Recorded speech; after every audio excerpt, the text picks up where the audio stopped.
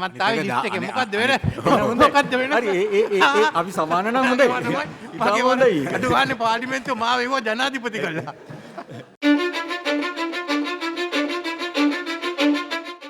අපි කවදද මේක ඉක්මනට ඉවර කරන්නේ? මේක මේ ඇද ඇදී යන්න පුළුවන් එකක් නෙවෙයි. நாங்கள் இதனை விரைவாக நிறைவேற்ற வேண்டும். இழுத்தடிப்பு செய்ய முடியாது. 13வது அரசியலமைப்பு திருத்தத்தினை வழங்க முடியாதுள்ளோம். இதனை செய்வது கடினமான விடயமல்ல. ஒவ்வொருவர் ஒவ்வொரு விடயத்தினை முன்வைப்பார்கள். உங்களுக்கு பாராளுமன்றத்தில் அதிகாரம் வழங்கப்பட்டுள்ளது. ஒவ்வொருவர் கூறுவதை கேட்க வேண்டாம். நீங்கள் அவ்வாறு செயற்பட்டால் நாடும் நாங்களும் பாதிக்கப்படுவோம். தயவு செய்து இதற்கு தீர்வினை எட்டுமாறு நான் கேட்டுக்கொள்கின்றேன். සහයෝගය දුන්නා. ඉතින් ඔබතුමාට දැන් තියෙන්නේ ජනාධිපතිතුමා. ඔබතුමා කෙලින් නායකයෙක් හැටියට අපේ මහින්ද රාජපක්ෂ මහත්තයා වගේ. ඔබතුමා කෙලින් ඉඳලා මේක මේ එක එක්කෙනා කියන ඒවා අහන්න යන්න එපා. ඔබතුමා අහන්න ගියොත් මේ රටත් ඉවරයි. කියන එකත් අහන්න අපිත් ඉවරයි. ගරු ජනාධිපතිතුමනි ඉස්සෙල්ලාම ඔය කියන දේ නාහින් ගරු ජනාධිපතිතුමනි මේක විසඳන්න කියන එක මම අහලා. ජනාධිපතිතුමනි ඔබතුමා අපි ඊටාම වගකීමෙන් කියනවා මේ ඉඩම් බලතල සහ පොලිස් බලතල දීම සඳහා ඔබතුමාට ජනවරමක් නැහැ. ඔබතුමාට ව්‍යවස්ථාව ගැන හරි වැටහීමක් නැහැ. உங்களுக்கு யாப்பு தொடர்பில் சரியான விளக்கம் இல்லை.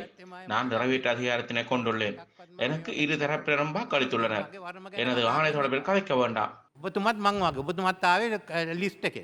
මමත් ආවේ ලිස්ට් එකේ මොකද්ද වෙන මොකද්ද වෙන හරි ඒ අපි සමාන නම් හොඳයි.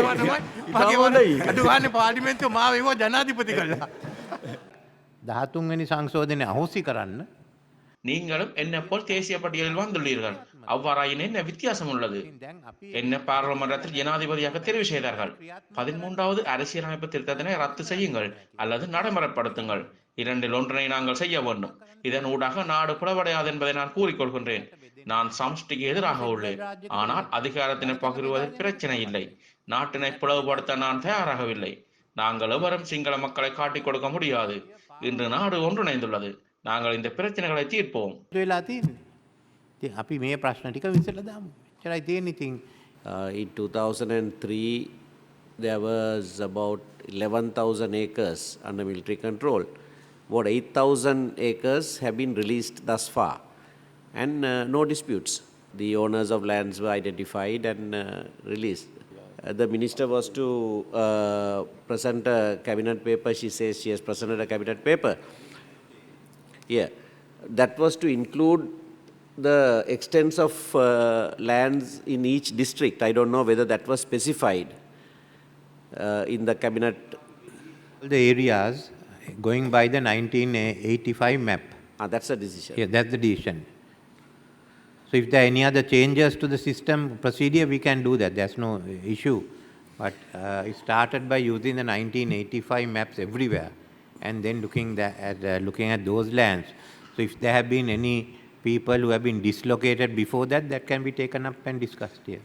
So since the last meeting held here on the 13th of December, as the President correctly stated, there were discussions that the government with the President and some ministers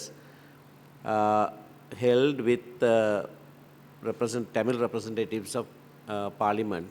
I think, sir, when you compare with the situation that was prevailed during the time of war, we have the army or the forces have released more than 90% of the land that had been occupied by the army at that time.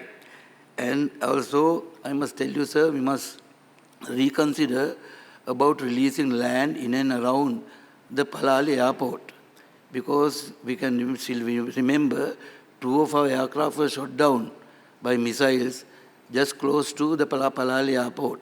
So we don't know, we may have to face terrorism again. The LTT is raising its head again, and we have found a lot of indication to that effect.